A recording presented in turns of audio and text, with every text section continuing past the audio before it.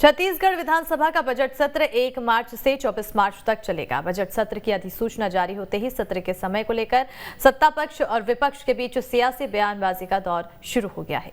शुरू से ही सत्र के समय को छोटा बताने वाली बीजेपी ने एक बार फिर सत्ता पक्ष पर बजट सत्र छोटा रखने का आरोप लगाया है।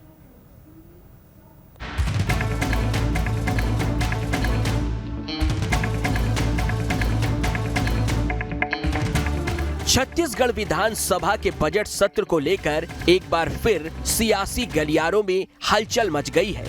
बीजेपी बजट सत्र के समय को एक बार फिर छोटा करार दे रही है और आरोप लगा रही है कि सरकार अपनी आलोचनाओं और मुद्दों से डरती है, इसलिए बजट को भी बिना चर्चा के पास करवाना चाहती है। 15 साल हमारा भी शासन रहा, बजट की 30-30, 34-34 बैठकें हुई हैं, परंतु राज्य सरकार बजट पर चर्चा नहीं करना चाहती। राज्य सरकार मुद्दों पर चर्चा नहीं करना चाहती। राज्य सरकार की ताकत ये तानाशाही सरकार हो गई है। इनमें अब दम नहीं है कि ये अपनी आलोचना को सुने, विपक्ष की बात को सुने। ये बहुत दुर्भाग्यजनक है। बीजेपी के आरोप के बाद सत्ता पक्ष की तरफ से भी प्रतिक्रिया सामने आई है।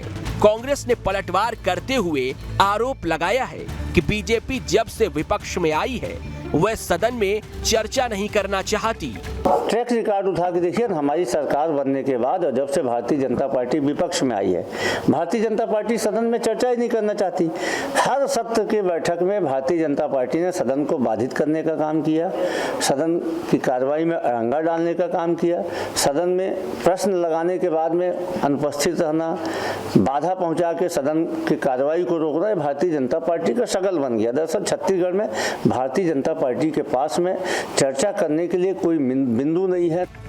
कुल मिलाकर इस बार छत्तीसगढ़ के बजट सत्र का समय तय होने के बाद पार्टियों के बीच सदन के समय को लेकर घमासान मच गया है। सत्र की शुरुआत हुई नहीं, लेकिन पार्टियों के बीच सियासी बयानबाजियों की शुरुआत हो गई है। बीजेपी सत्र के समय को छोटा बता रही है। दूसरी ओर कांग्रेस का कहना है कि यह समय भी बीजेपी के लिए ज्यादा है, क्योंकि उनके पास कोई मुद्दा शेष नहीं बचा। दोनों दलों के बीच जारी जुबानी जंग के बीच इस बात की आशंका गहरा गई है कि कहीं इस बार का सत्र आपसी खींचतान और हंगामे की भेंट न चढ़ जाए। रायपुर से अंकुश शर्मा, टीम न्यूज़ स्टेट।